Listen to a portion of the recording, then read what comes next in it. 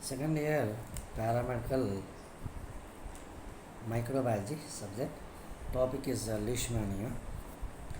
Systemic position: phylum Protozoa, subphylum Plasmodium, class Mastigophora, order Protomonadina, genus Leishmania, species in Donovani. The parasitic organism was observed in 1900 by Sir William Leishmania. మొట్టమొదటిగా పరాన్నజీవుల్లో ఉన్నటువంటి Leishmania అనే జాతిని sir Williams Leishmania, అయితే sir Williams Leishmania అనేటటువంటి శాస్త్రవేత్తనే ఈ కాలికట్లో కనుగొన్నాడనమాట. అతను Leishmania హిమోఫ్లాజెల్లెట్ ప్రోటోజోన్ని తను లీష్మానియాసిస్గా వర్ణించడం అనేది జరిగింది. దీంట్లో క్లాసిఫికేషన్ ఏంటంటే లీష్మానియా డోనోవాని ఎక్కువగా హ్యూమన్స్కి కలిగజేసేటటువంటి పారాసైట్ అన్నమాట. Leishmania డోనోవాని. Next, Leishmania donovani has a wide distribution occurring in all continents except Australia. Leishmania డోనోవాని ప్రపంచం మొత్తంలో ఉండేటటువంటి జాతి, పరాన్నజీవి. ఎక్సెప్ట్ ఆస్ట్రేలియా ఉండేటటువంటి జాతి కాదు. ఆస్ట్రేలియా తప్ప మిగతా అన్ని దేశాలలో ఉండేటటువంటి జాతి ఈ Leishmania డోనోవాని. It is a endemic in India. Endemic means మనకి స్పీషీస్ 3 టైప్స్లో వస్తాయి: ఎపిడమిక్, ఎండమిక్, పాండమిక్. మనకి ఇప్పుడు కరోనా పాండమిక్ స్టేజ్లో ఉంది, కానీ ఇక్కడ ఈ లీష్మానియా డోనోవాని ఎండమిక్ స్టేజ్లో రావడానికి అవకాశం ఉంది. ఎట్లా అంటే, ఎండమిక్లో మనకి ఏదో ఒక ప్రాంతంలో వచ్చేసరికి అన్ని దేశాల్లో కాకుండా ఏదో ఒక ప్రాంతంలో వచ్చిన ప్రాంతంలోనే డిసీజ్ సివియర్గా ఉండడం అనేది జరుగుతూ ఉంటుంది. దాన్ని ఎండమిక్ డిసీజెస్ అని చెప్పేసి అంటారు. In India it's a more prevalent. People suffering from this disease belongs to young adults group and rarely children below 4 years of age. So సాధ్యమైనంత వరకు భారతదేశంలో మోర్ ప్రివలెంట్ అంటే సాధ్యమైనంత మేర ఈ డోనోవాని, లీష్మానియా డోనోవానిని మనం ప్రివలెంట్ చేయవచ్చు. అంటే వాటికి సంబంధించినటువంటి మెడిసిన్స్ ఆల్రెడీ కొన్ని తయారు చేసి ఉన్నాయన్నమాట. People suffering from this disease belongs to young adults.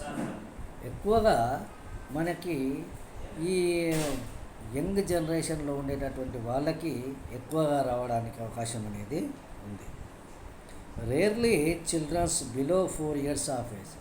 తక్కువగా 4 సంవత్సరాలకి దిగువ ఉన్నటువంటి వాళ్ళకి ఈ యొక్క వ్యాధి రావడానికి అవకాశం అనేది ఉందన్నమాట. Dogs are this reservoir of infection for man.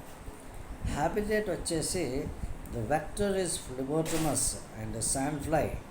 Leishmania donovani is a protozoan endoparasite inhabiting the cells of reticuloendothelial system of human beings, causing Kala Azar or visceral leishmaniasis and post-Kala Azar dermal. In India, it is a normal after the 2 discovery. Leishman in May 1903 from London and Donovan in July 1903 from Madras. So ఈ విధంగా ఈ Leishmania అనేటటువంటి జాతి 1903లో లండన్లో వచ్చింది. మళ్ళీ 1903 జూలైలో మెడ్రాస్లో రావడం అనేది జరిగింది. ఈ జాతిని ఆ ప్రాంతాల్లో చూస్తున్నారన్నమాట. Independently discover the parasite spleen. Especially స్ప్లీన్కి వచ్చేటటువంటి మరొక జాతి ఇదన్నమాట. Leishmania donovani is an obligate intracellular parasite of man and other mammalian host. అయితే ఈ లీష్మానియా డోనోవాని ఎస్పెషల్లీ ఇంట్రాసెల్యులార్ పారాసైట్, అంటే ఎట్లా ఉండింది అంటే ఆ, కేవలం క్షీరదాల్లో మాత్రమే ఎక్కువగా ఉండేటటువంటి పరాన్నజీవి ఈ జీవి. డైజెనెటిక్ promastigote forms of the parasite are found in sandfly, Phlebotomus argentitips అన్నమాట. Intracellular amastigote form are found in humans in reticuloendothelial cells of the spleen, bone marrow, liver, intestinal mucosa and mesenteric lymph nodes. ఇందులో ఎక్కువగా ఉండేటటువంటి ఈ యొక్క పరాన్నజీవి ఇది ఉంటుందన్నమాట. Leishmania donovani is a digenetic parasite. It completes its life cycle in two hosts. Definitive host man and dog. Infective form promastigote form present in midgut female sandfly. And the parasite occurs in two distinct morphological forms: amastigote form and leishmanial form. Promastigote form or leptomonal form. అమాస్టిగోట్ ఫామ్లో ఇది మనకి ఎట్లా ఉంటుంది? అమాస్టిగోట్ form అంటే రౌండ్గా oval షేప్లో ఉంటుంది. దీంట్లో బేసల్ బాడీ ఉంటుంది, తర్వాత యాక్సోనిమ్స్ ఉంటాయి, తర్వాత న్యూక్లియస్ ఉంటుంది, బ్లిఫ్లోప్లాస్ట్ ఉంటుంది. వీటిలో ఈ amastigote form especially is a non motile form, అంటే కదలేనటువంటి ఫామ్గా ఉంటుందన్నమాట. ఈ amastigote form are intracellular inside the cells of reticuloendothelial system of man. Amastigote forms are intracellular non flagellate, oval 2 to 5 micrometers in length and 1 to 2.5 micrometers in breadthగా ఉంటుంది ఈ యొక్క life cycle. Kinetoplast contains a DNA containing body and mitochondrial structure. A delicate filament extending from kinetoplast to the margin of the body is axoneme. Axonemes represent the root of flagellum inside the reticuloendothelial cells of human beings. The amastigote form divides and multiplies by binary fission. ఈ విధంగా మనకి ఉండడం అనేది జరుగుతుంది. When the number of parasites inside the host cell ruptures and the parasites are liberated in blood circulation from the reticuloendothelial system. Phlebotomus argentitips acts as a invertebrate host of the parasite. When the female sandfly suck the blood of the collas or patient or reservoir host, the amastigote form the parasite from blood circulation of human beings. ఈ amastigote form ఎక్కువగా మనకి రక్తం లోపల ఎర్ర రక్త కణాలతో పాటు ప్రవహించడం అనేది జరుగుతుంది.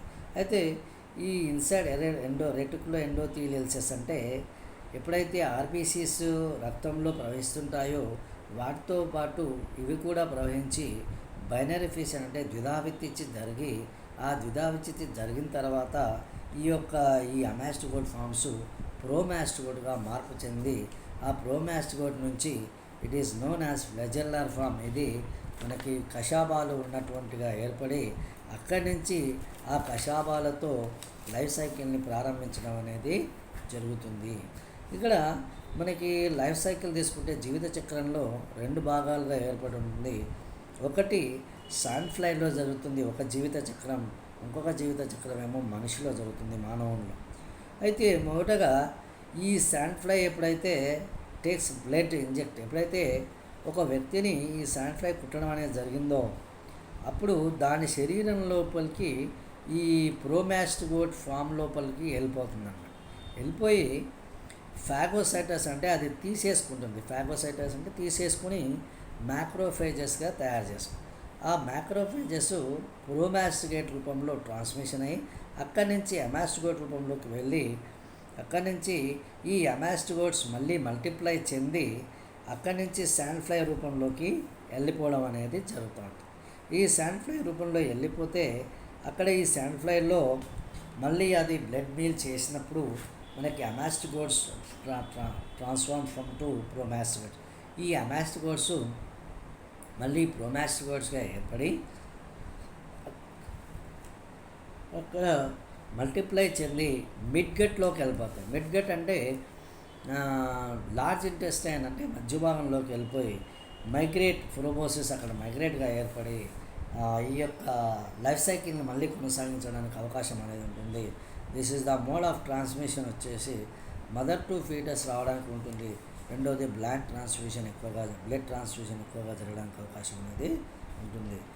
దీంట్లో మనకి ఎక్కువగా హెపాటోమెగాలే అయ్యేదానికి అవకాశం ఎక్కువగా ఉంటుంది. మనకి హెపాటోమెగాలో జరిగితే మ్యాక్సిమం ఇదే ఉంటుంది. నెక్స్ట్ ల్యాబ్ డయాగ్నోసిస్ లోపలికి వెళ్తా. ల్యాబ్ డయాగ్నోసిస్లో స్టూల్ ఎగ్జామినేషన్స్ అనేది మస్ట్ అండ్ షుడ్గా ఉంటుంది. Thank you. Allah you.